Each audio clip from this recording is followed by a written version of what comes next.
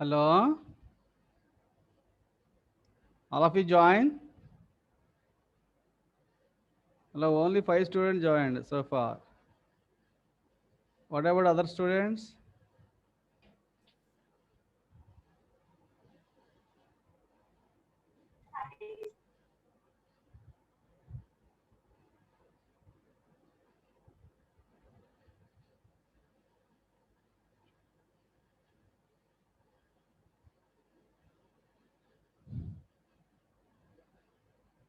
Hello, those who have joined, please inform your friends through WhatsApp to join the class immediately.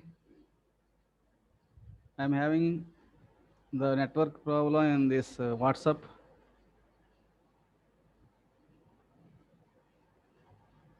Okay, all of you join.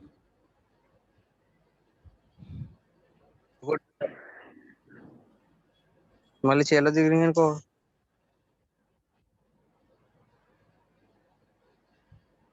Hello.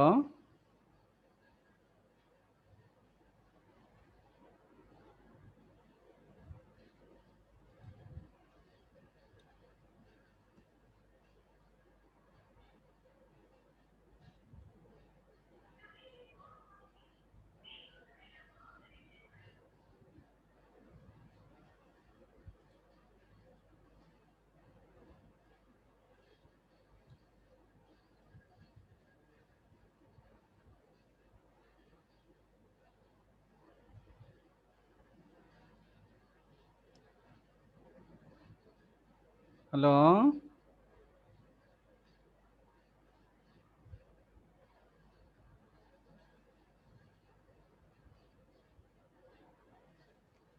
So far, only 15 students joined.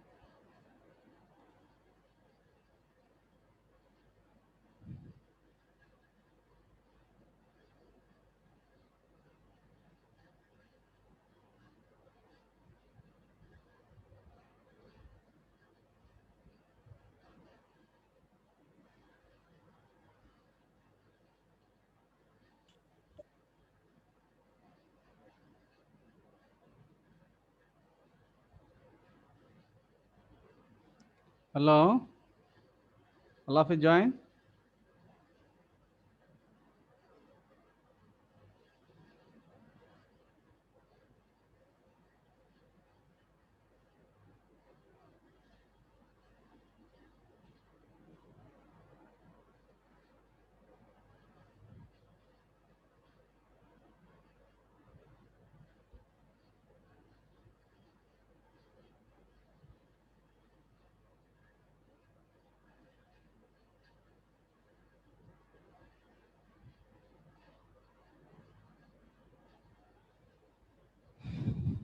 Okay, yesterday discussed log mean temperature difference for a parallel fluid heat exchanger.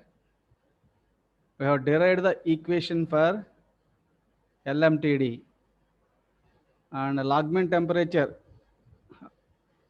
that is LMTD is equal to theta 1 minus theta 2 by natural log ln theta 1 by theta 2, where theta 1 is the temperature difference at the inlet of the heat exchanger and theta 2 is the temperature difference at the outlet of the heat exchanger. Theta 1, that is TH1 minus TC1. Temperature of the hot fluid at inlet minus temperature of the cold fluid at the inlet for the parallel flow heat exchanger. Theta 2, is temperature difference at the outlet. That is TH2 minus TC2. Like that, so we can derive log mean temperature difference for parallel fluid exchanger, counter fluid exchanger. So yesterday I derived the equation for LMTD of parallel flow heat exchanger. But I given homework to verify the log mean temperature difference of the derivation for counter fluid exchanger. That will be same equation point of view. LMTD of counter flow also theta 1 minus theta 2 divided by natural log theta 1 by theta 2. So all of you refer those derivations and practice the derivations. Log mean temperature difference for parallel flow heat exchanger as well as counter flow heat exchanger. So you have to practice those derivations. Now, today we'll discuss effectiveness. To know the performance heat exchanger, one method is LMTD method, log mean temperature difference method. You have to calculate LMTD and you have to calculate the heat transfer rate by using Q is equal to UA L into LMTD. Similarly, so one more method is there to know the performance of these heat exchangers. That is known NTU method, number of transferable units. Number of transferable units method. But what are those? NTU, number of transferable method. What is that one? What is effectiveness of heat exchanger? So that we can, so effectiveness of the heat exchanger, epsilon, is the ratio of actual heat transfer to the maximum possible heat transfer. Effectiveness of any heat transfer, heat exchanger. Effectiveness of heat exchanger is defined as ratio of actual heat transfer from the given heat exchanger to the maximum possible heat exchanger, heat transfer. So effectiveness epsilon is ratio of actual heat transfer from the given heat exchanger divided by maximum possible heat transfer with that heat exchanger. So that's why effectiveness epsilon is equal to actual heat transfer from the given heat exchanger divided by possible maximum possible heat transfer. How much higher quantity of heat transfer you are getting with that heat exchanger. That ratio is known as effectiveness, epsilon. Effectiveness or epsilon is the actual heat transfer to the maximum possible heat transfer. So NTU method. So NTU effectiveness, by using this effectiveness concept, one method is there to know the performance of the heat exchangers. That method is known as the NTU method, number of transferable units. So what is that method? We'll see now. When the inlet and outlet temperatures are to be evaluated, inlet and outlet temperature of the hot fluid or the cold fluid are to be evaluated for any given heat exchanger, then the heat transfer analysis is performed. Heat transfer analysis is performed more easily by utilizing a method on the effectiveness of heat exchanger in transferring a given amount of heat. In transferring given amount, if you want to transfer given amount of heat, what is the effectiveness of heat exchanger? The effectiveness method also offers many advantages. If you use the effectiveness method, that is NTU method, there are some advantages for analysis of problems in which a comparison between various type of heat exchanger. What type of heat exchanger that can be used for a given particular application. So that you can compare. The comparison must be made for purpose of selecting the type best suited, selecting the best type of heat exchanger best suited to to accomplish a particular heat transfer objective. So if you want to heat transfer some quantity of heat transfer, that is your objective. What type of heat exchanger is used? For that heat transfer, you have to calculate heat transfer rate with the help of LMTD method or second method, effectiveness method. This effectiveness method is also known as NTU method, number of transferable units method. That's why effectiveness method, with this effect, there are some advantages. You have to analyze problems of the heat exchangers, different heat exchanger, and you have to compare the different heat exchangers and which heat exchanger is best suited for the given application. You can select from the available heat exchangers by calculation of this effectiveness. So for that purpose, you have to calculate the effectiveness of heat exchanger. So how do you calculate effectiveness of heat exchanger? So it is the ratio of actual heat transfer to the maximum possible heat transfer. What is the actual heat transfer rate? And what will be the how much quantity of heat we are getting in a maximum way? That is the maximum possible heat transfer rate. That's why how do you calculate effectiveness of any given heat exchanger? The ratio of actual heat transfer to the maximum possible heat transfer. So actual heat transfer, generally, how do you calculate actual heat transfer? For example, parallel flow heat exchanger. How do you calculate for a parallel flow heat exchanger? That is heat transfer parallel actual heat transfer Q is equal to M into C into temperature difference. For the hot fluid, mass of the hot fluid, MH, mass of the hot fluid, CH, specific of the hot fluid, TH1, temperature of the hot fluid at the inlet, TH2, temperature of the hot fluid at the outlet. Heat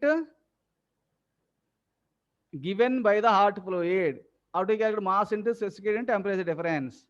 So for actual heat transfer, for parallel flow arrangement, heat transfer, one is heat given by the hot fluid, that is heat taken, that is equal to heat taken by the cold fluid. That's with this equation, heat transfer rate in the parallel flow heat exchanger, actual heat transfer rate Q. How do you calculate? By using this formula or this formula, that is MH into CH into TH1 minus TH2.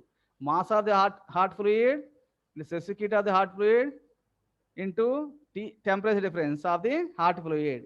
TH1, temperature of the hot fluid at the inlet. TH2, temperature of the hot fluid at the outlet. So M mass into specific into temperature difference, then you'll get the heat transfer rate. But this is given by the hot fluid. But where it is going, that heat that is taken over by the picked up by the cold fluid. That's why energy balance. Heat given by the hot fluid is equal to heat taken by the cold fluid. But how do you calculate heat taken by the cold fluid? Mass into mass of MC, mass of the cold fluid, CC, specific of the cold fluid, into TC2 minus TC1. What is TC2? Temperature of the cold fluid at the outlet. Yesterday given temperature of the cold fluid at the outlet. TC1, temperature of the cold fluid at the inlet. So if you take the different temperature difference of the cold fluid, that's why here energy balance, actually transfer from the parallel flow heat exchanger. How do you calculate? Heat transfer, heat supplied by the hot fluid is equal to heat gained by the cold fluid or heat picked up by the cold fluid. But how do you calculate heat supplied with the hot fluid? Mass into specific temperature difference. But for this hot fluid, for parallel flow, MH, mass of the hot fluid, CH, specific of the hot fluid, TH1, temperature of the hot fluid at the inlet, TH2, temperature of the hot fluid at the outlet. That is equal to heat picked up by the cold fluid, M into C into delta T here also. That is mass of the MC, mass of the cold fluid, CC, specific heat of the cold fluid, and TC2, temperature of the cold fluid at the outlet, minus TC1, temperature of the cold fluid at the inlet. That is for a parallel flow heat exchanger. How do you calculate actual heat transfer? Q, by using this formula. Similarly, for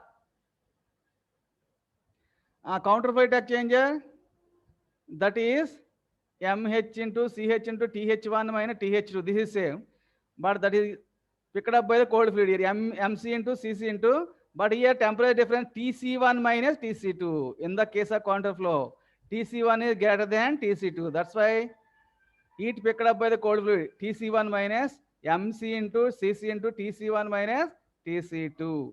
That is like that. You can calculate actual, but in order to calculate effectiveness, you require actual heat transfer and maximum possible heat transfer. So how do you calculate actual heat transfer? In the case of parallel flow heat exchanger, you can use this formula. In the case of counterflow heat exchanger, you can use this formula. Okay, na? That's about the actual heat transfer. For in order to calculate effectiveness, you require actual heat transfer rate and also maximum possible heat transfer rate. But how do you calculate actual heat transfer rate? For parallel flow arrangement, you can use this formula, equation or formula. For counterflow heat exchanger, you can use this uh, relation or formula. Okay, na? Like that, you can calculate the actual heat transfer. Heat transfer rate or actual heat transfer Q. But how do you calculate maximum possible heat transfer? That is very, very important here. Maximum possible heat transfer. So that can be calculated. Maximum possible heat transfer Q max is equal to C minimum out of the two fluids, whether it hot fluid or cold fluid. C minimum is capital C here. Heat capacity, that is mass into specific heat, either hot fluid or cold fluid. C minimum of the either hot fluid or cold fluid into temperature of the hot fluid at the inlet minus temperature of the cold fluid at the inlet. So by using this formula, so if you see minimum, then only this temperature difference is maximum. Whenever this should be maximum, then only Q will be maximum. So maximum heat transfer rate, when the maximum heat transfer rate we are getting when the temperature difference between hot fluid and cold fluid at the inlet condition, generally, if this is maximum, you will get the maximum heat transfer. If you want, so in order to have heat transfer from the hot fluid to cold fluid, in order to have energy balance, if you want to maximize this, so the heat capacity should be minimized. Heat capacity, that is mass into specific heat, that should be minimized. Sometimes C minimum we are getting with hot fluid, sometimes C minimum we are getting with cold fluid. That's why this is very, very important concept. In the effectiveness method, how do we calculate maximum possible heat transfer? So first we recognize that this maximum value can be attained if one of the fluids were undergo a temperature change equal to the maximum temperature difference. That is another fluid, either hot fluid or cold fluid. If it is the temperature difference is maximum, then that is the maximum temperature difference. But how do you calculate the maximum possible temperature difference, which is the difference in the entering temperatures for the, so maximum temperature difference we are getting out. What is that one? Is the difference in the entering temperatures of the hot and cold fluid. The maximum temperature difference, that is temperature difference of the hot fluid at the inlet minus temperature of the cold fluid at the inlet. That is the temperature difference. Temperature difference in the entering temperatures. The difference in the entering temperature. Difference in the entering temperature. That is temperature of the hot fluid at the inlet minus temperature of the cold fluid at the inlet. That is temperature difference. That difference is the maximum temperature difference for the hot and cold fluids. The fluid that might undergo this maximum temperature difference, which fluid is the one having the minimum value of, that is C minimum, that is mass into specific heat capacity. What will be the fluid that is having the maximum temperature difference?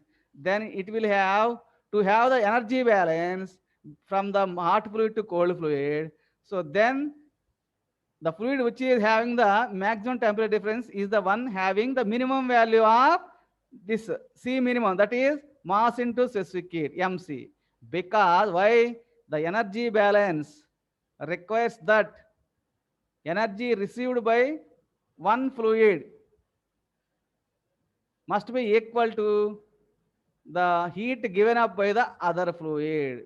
Generally, so if you take the heat exchanger, heat given by the hot fluid is taken over by the cold fluid. That's why that is energy balance. To have energy balance, that is Q should be same. That's why when we are getting Q max, when the temperature difference of the two fluids at the inlet is maximum, then we are getting the Q max. Sometimes with respect to hot fluid, you are getting C minimum. Sometimes with respect to cold fluid, you are getting the C minimum. So the fluid that may undergo this maximum difference is the one having the minimum value of C minimum, that is MC. Very, very important. Okay, na? Now, if the for parallel fluid exchanger, if the hot fluid is giving the C minimum, then capital CH into TH1 minus TC1 gives us the maximum possible heat transfer rate. Effectiveness of the hot fluid for parallel fluid exchanger, epsilon H, effectiveness of the hot fluid. How do you calculate? Actual heat transfer from the hot fluid by maximum possible heat transfer with respect to hot fluid. If the hot fluid is giving C minimum, then CH, heat capacity of the hot fluid, is the C minimum here. That's why C minimum into TH1 minus TC1 gives the maximum possible heat transfer rate with respect to hot fluid. That's why effectiveness of the hot epsilon H, effectiveness of the hot fluid is equal to actual heat transfer rate with hot fluid. That is heat capacity, mass into specific heat of the hot fluid into temperature at the inlet, TH1 minus TH2. Temperature at the inlet of the heat exchanger minus TH2, temperature of the hot fluid at the outlet of the heat exchanger. Then with this equation, you are getting the actual heat transfer rate from the hot fluid. But what is the maximum possible heat transfer rate? If the minimum heat fluid is hot fluid, C minimum here with respect to hot fluid. That's why C minimum, that is CH into TH1 minus TC1. What is that? Is one temperature hot fluid at the inlet minus temperature cold fluid at the inlet. That TH1 minus TC1. That is equal to the CH get cancelled. That is equal to effectiveness of the hot fluid, TH1 minus TH2 divided by TH1 minus TC1. Similarly, if the C minimum gives the cold fluid, if the cold fluid is giving C minimum, then effectiveness of the cold fluid, C for cold fluid. So effectiveness of the cold fluid is equal to capital CC into TH2 minus TC1. Sorry, capital CC into TC2 minus TC1. That is actually transferred by the cold fluid. So in the case of parallel fluid exchanger, TC2 is greater than TC1. That's why TC2, temperature of the cold fluid at the outlet. TC1, temperature of the cold fluid at the inlet. So actual heat transfer given by the cold fluid, M into C, that is mass into specific heat, that is heat capacity, capital C. C for CC, heat capacity of the cold fluid into TC2 minus TC1 divided by maximum possible heat transfer with the cold fluid. Maximum possible heat transfer with the cold, because here C minimum will be given by the cold fluid. Then how do you calculate C, capital C minimum, CC, that is heat capacity of the cold fluid, capital C and C. So heat capacity of the cold fluid, that is here cold fluid is giving the minimum, that is cold fluid is the minimum fluid. That's why the mass into specific heat minimum value we are getting with delta the cold fluid. That's why here maximum possible heat transfer with the cold fluid. How we are getting? That is CC into, but the temperature difference is same. That is temperature of the hot fluid at the inlet minus temperature of the cold fluid at the inlet. That is TH1 minus TC1. Very, very important. All of you listen very carefully. If you listen this one, then only you can easily derive the equation for effectiveness. Listen, effectiveness of cold fluid, that is CC into TC2 minus TC1 divided by CC into TH1 minus TC1. Okay, na? So CC get cancelled, and effectiveness of the cold fluid, TC2 minus TC1 divided by TH1 minus TC1. This is same. Here also TH1 minus TC1 only. Here also TH1 minus TC1. This is for parallel flow heat exchanger only. Parallel flow heat exchanger. So you can generalize this one. In general way, the effectiveness of heat exchanger is expressed as epsilon is equal to delta T. Here, hot fluid is the minimum fluid. Cold fluid is the minimum fluid. That's why delta T, temperature difference of the minimum fluid. Sometimes that may be hot fluid, sometimes that may be cold fluid. That's why generalize, you can generalize.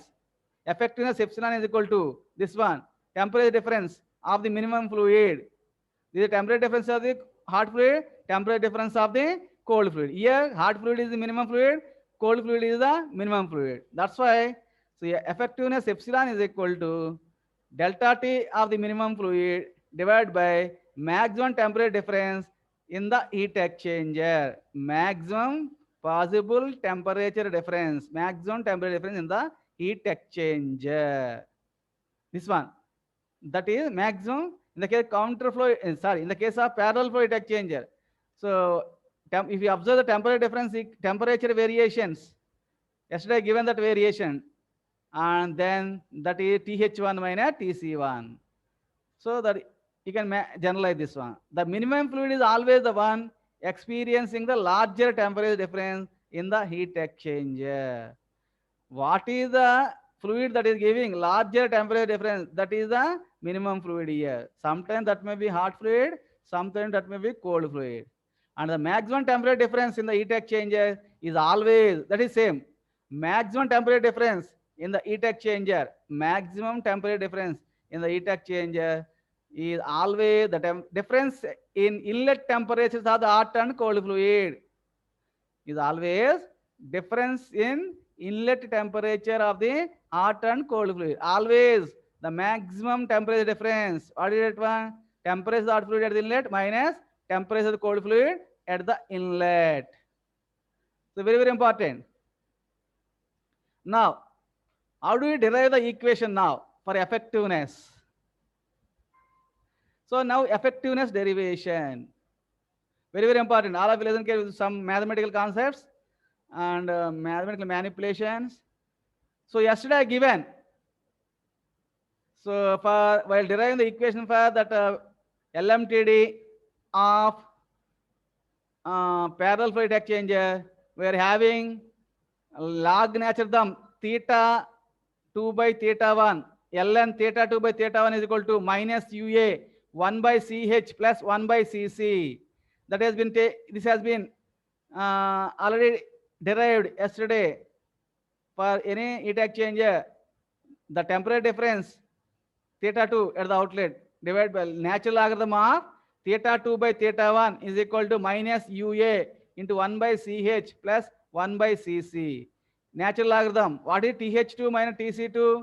Temperature, here temperature of the hot fluid at the outlet minus temperature of the cold fluid at the outlet. Divided by TH1, temperature of the hot fluid at the inlet minus TC1, temperature of the cold fluid at the inlet.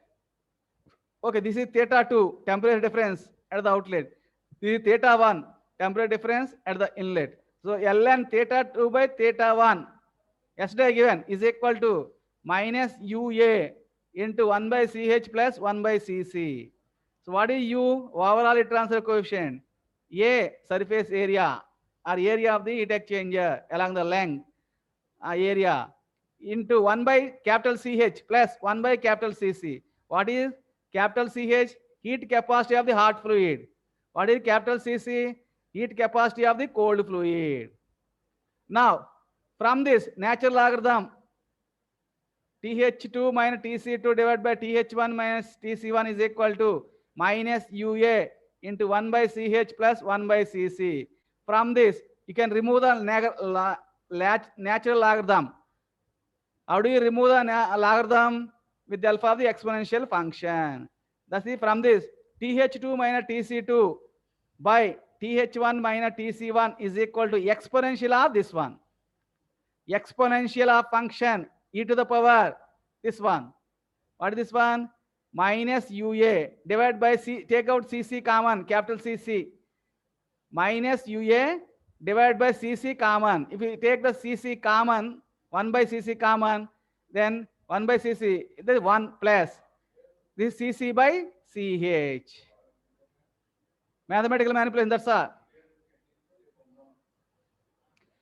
TH2 minus TC2 divided by TH1 minus TC1 is equal to exponential of minus UA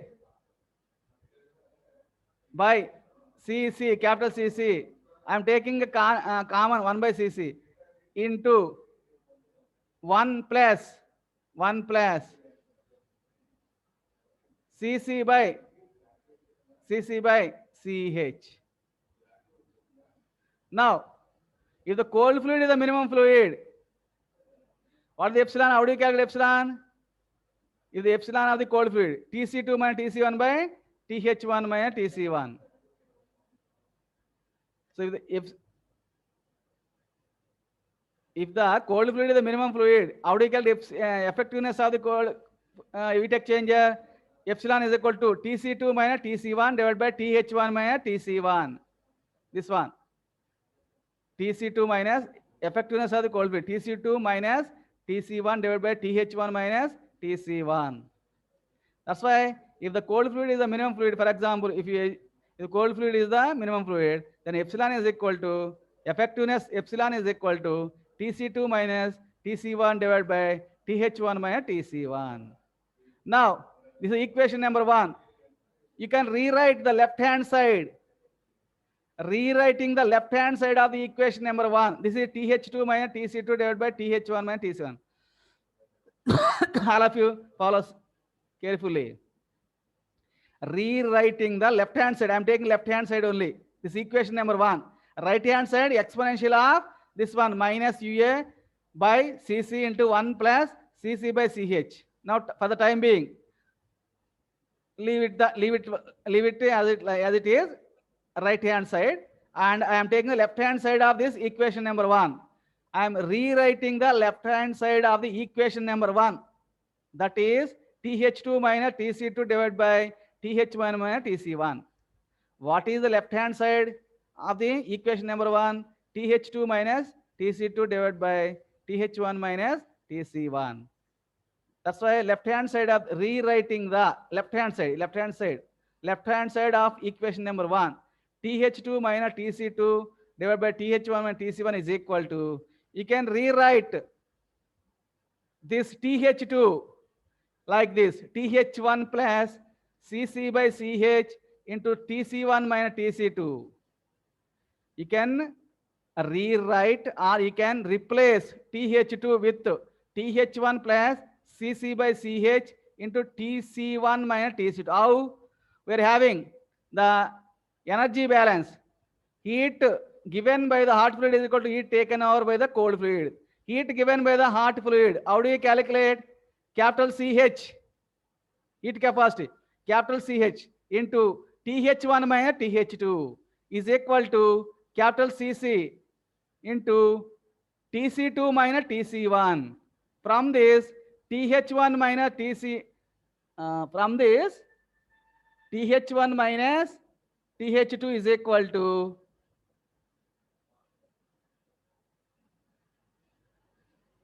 TH1 minus TH2 is equal to CC by CH into TC2 minus TC1. So from this, you can take the equation of TH2. So from this is TH2. TH2 is equal to TH1 plus CC by CH into TC1 minus TC2. From this relation, we are getting TH2 is equal to TH1 plus CC by CH into TC1 minus TC2. How we are getting this equation? By taking the help of the heat balance between the two fluids, hot fluid and cold fluid. Capital CH, heat capacity of the hot fluid. Capital CC, heat capacity of the cold fluid. That's why capital CH into TH1 minus TH2 is equal to capital CC into TC2 minus TC1. From this relation, TH1 minus TH2 is equal to CC by CH, capital CC by capital CH into TC2 minus TC1. So if we rearrange this one, from this TH2, therefore TH2 is equal to TH1 plus capital CC divided by capital CH into TC1 minus TC2. That's why instead of TH2, you write TH1 here. TH1 plus CC by CH into TC1 minus TC2. That's all. Nothing is there in that manipulated mathematical manipulation. That's all. Therefore, left-hand side of the equation number 1, this one, that is TH2, value TH1 plus CC by CH into TC1 minus TC2 minus TC2, anyhow TC2, divided by TH1 minus TC1. That is equal to, so I am adding TC1 plus TC1 minus TC1 here. I am adding plus TC1 minus TC1 plus T1 get cancelled to have some standard value. That's why TH1 minus TC1 plus CC by CH into TC1 minus TC2 plus TC1 minus TC2. TC1 I adding and deducting minus TC1. Then you can cancel. So to have standard value, I added TC1 and deducted minus TC1. And then finally I written like this. TH1 minus TC1 plus capital CC by capital CH into TC1 minus TC2 plus TC1 minus TC2 divided by TH1 minus TC2. Now, this is TH1. Now, you simplify this one. You simplify this equation. TH1 minus TC1 plus capital CC divided by capital CH into TC1 minus TC2 plus TC1 minus TC2 divided by TH1 minus TC1. So, this is TH1 minus TC1 divide first term, second term, third term. So, divide with this first term, divide with this, the second term, divide this with this with the third term. Now, TH1 minus TC1 divided by TH1 minus TC1. What is that one? 1. Next, CC divided by CH into TC1 minus TC2 divided by TH1 minus TC1. What is that one? Minus CC by CH into epsilon. What is epsilon? TC2 minus TC1 divided by TH1 minus TC1. So TH minus TC1. But here TC1 minus TC2. Here TC2 minus TC2. That's a minus value. That's why second term becomes 1 minus CC by CH and TC1 minus TC2 divided by TH1 minus TC2. Then this becomes minus epsilon. That's why 1 minus into minus epsilon into CC by CH. Next, plus TC1 minus TC2 divided by TH1 minus TC1. But what is that one? Here TC2 minus TC1 epsilon. That's why here TC1 minus TC2. That's a minus epsilon. Second term becomes minus epsilon into CC divided by CH. Third term becomes TC1 minus TC2 divided by TH1 minus TC1. That is minus epsilon. So finally, left hand side of this equation finally becomes 1 minus 1 plus CC by CH into epsilon. Otherwise, you can expand this one. That is inserting in the equation 1. That is left hand side of the equation 1. This left hand side of the equation now becomes 1 minus epsilon minus CC by CH into epsilon. Now equation 1 becomes left hand side 1 minus epsilon into CC by CH into epsilon is equal to, anyhow right hand side is same, exponential of this one. Exponential of minus UA by CC into 1 plus CC by CH. Okay, na? Clear? Any doubt? Just I mathematically manipulated this one. Left hand side of the equation number 1. That is TH2 by TC2 divided by TH1 by TC1. Yes. 1 minus epsilon minus capital CC by divided by capital CH into epsilon. That is equal to right hand side of equation 1. Right hand side of the equation 1.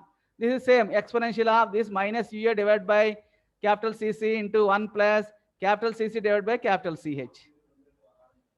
Therefore, 1 minus epsilon minus capital CC divided by capital CH into epsilon is equal to exponential of minus UA divided by CC into 1 plus capital CC divided by capital CH.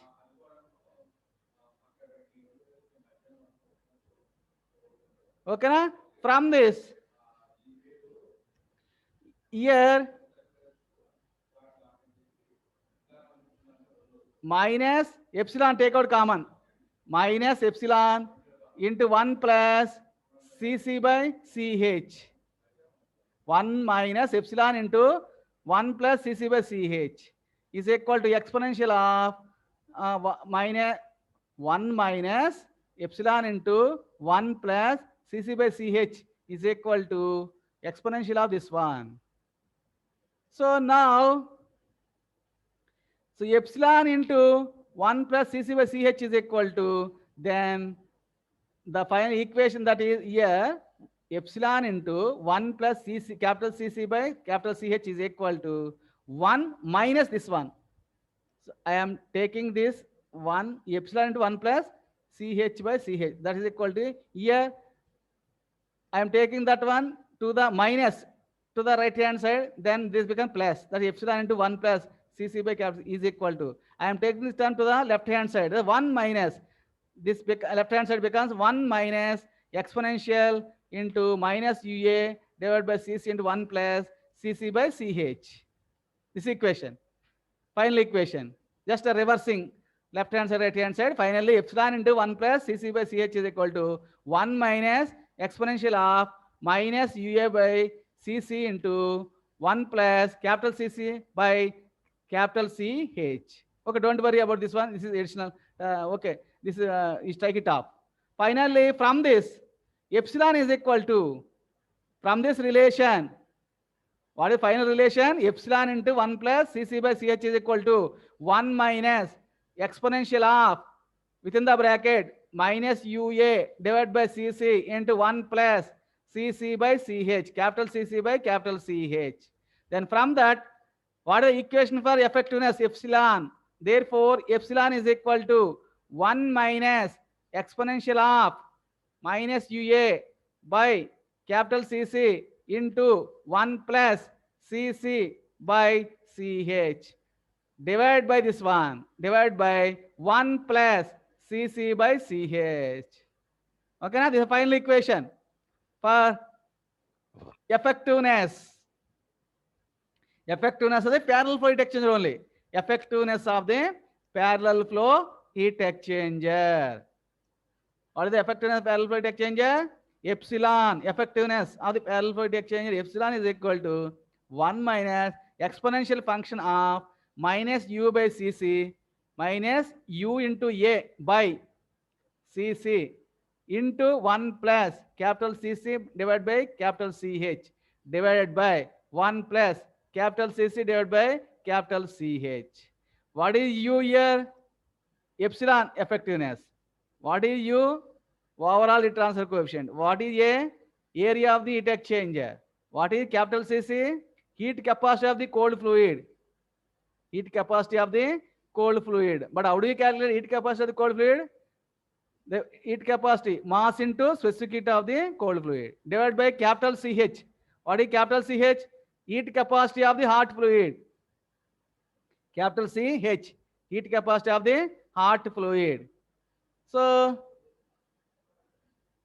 how do you calculate heat capacity of hot fluid? Mass of the hot fluid, mH into CPH, mass of the hot fluid into specific heat of the hot fluid. Okay, anyhow, divide by 1 plus CC by CH. What is CC? What is capital CC? What is capital CH? Given. Now, we are converting this into some your usual notation. Therefore, effectiveness epsilon for a parallel flow heat exchanger is equal to 1 minus exponential of minus UA by, here, what is the fluid here? Cold fluid is the fluid. That's why C minimum. CC is the C minimum. We are taken C minimum, cold fluid. If the cold fluid is the minimum fluid, that's why here Cc is the C minimum. That's why 1 minus exponential of minus UA divided by Cc is the C minimum. C minimum into 1 plus C minimum. If C is a cold fluid minimum, then maximum. Hot fluid gives the maximum value. That's why C maximum. CH becomes C max. That's why this equation epsilon, that is effectiveness of the heat exchanger, epsilon becomes 1 minus exponential of minus UA by C minimum into 1 plus C minimum by C maximum divided by 1 plus C minimum by C max. C minimum by C maximum. C minimum by C max. Very, very important. This is the final equation for parallel flow heat exchanger. Effectiveness of the parallel flow heat exchanger. Very, very important. Here, one important term, minus UA by C minimum, or UA by C minimum. The grouping of terms UA divided by C minimum is called the number of transfer units. UA by C minimum. What is U? Overall transfer coefficient. A, surface area of the heat exchanger, area of the heat exchanger divided by C minimum. That is heat capacity of the minimum fluid. Heat capacity of the minimum fluid. And this UA by C minimum is called number of transfer units. How many number of transfer units are there? How many number of transfer units? That is number of transfer units. Very, very important. What is NTU method? In the final exam, you will get 2 marks question. What is NTU? 7 marks question. What is discuss the NTU method? Also derive the equation for NTU of a parallel flow heat exchanger. Now you have to derive like this. So this is the effectiveness equation for parallel flow heat exchanger. 1 minus exponential of minus UA by C minimum into within the square bracket. This into 1 plus C minimum by C maximum divided by 1 plus C minimum by C maximum. Here, this UA by C minimum is called NTU. The grouping of terms is called UA divided by C minimum is called the number of transfer units, NTU, number of transfer units. Since it is indicative of the size of the heat exchanger, because here area is there. That's what is the size with alpha of overall heat transfer coefficient and C minimum. What is the area that is required? That's why area is small, then you can go for a small heat exchanger with the given for the required heat transfer rate. That's why the NTU is indication of size of the heat exchanger because the area is there. That's why you can get the size of the heat exchanger with the help of the area. If there is a large area, large size. Small area, small size. That's why NTU is a very important parameter which indicates the NTU, number of transfer units, indicates the size of the heat exchanger. Size of the heat exchanger. Very, very important. What is NTU method? Okay, na? Now, so UA by C minimum is NTU. That's why finally effectiveness of the parallel flow heat exchanger 1 minus exponential of minus NTU, that is UA by C minimum into 1 plus C minimum by C maximum divided by 1 plus C minimum by C maximum. This is only for this equation only for applicable only for parallel flow heat exchanger only. Parallel flow heat exchanger. Following the same procedure, you can get the effectiveness for counterflow. I'm not going to derive, all of you verify from the textbooks. Same procedure. But only difference is C minimum, C maximum, slightly the equations may change. But finally, the final equation for effectiveness of the counterflow heat exchanger, 1 minus exponential of minus NTU. Here 1 plus, instead of 1 plus, here 1 minus C minimum, C maximum divided by 1 minus C minimum, C maximum, here 1 plus, but here minus 1 minus C minimum, C maximum into other term is coming here in the denominator, that is exponential of this one, exponential of minus NTU into 1 minus C minimum by C maximum. But here is not there. In the parallel fluid exchanger, it is not there in the denominator. This term is not there. But here, what is the difference? Here plus becomes minus. Here this plus becomes minus. But additional term that is added here. Finally, effectiveness of the counter fluid exchanger, 1 minus exponential of minus NTU into 1 minus C minimum C max divided by 1 minus C minimum C max into exponential of minus NTU into 1 minus C minimum by C max. Okay, na? So you have to practice this derivation. So very, very important, even though to some extent difficult, but if you practice, it becomes very, very easy. You practice the derivation, it becomes very, very easy. Okay, na? That's all for today. Okay, any doubt?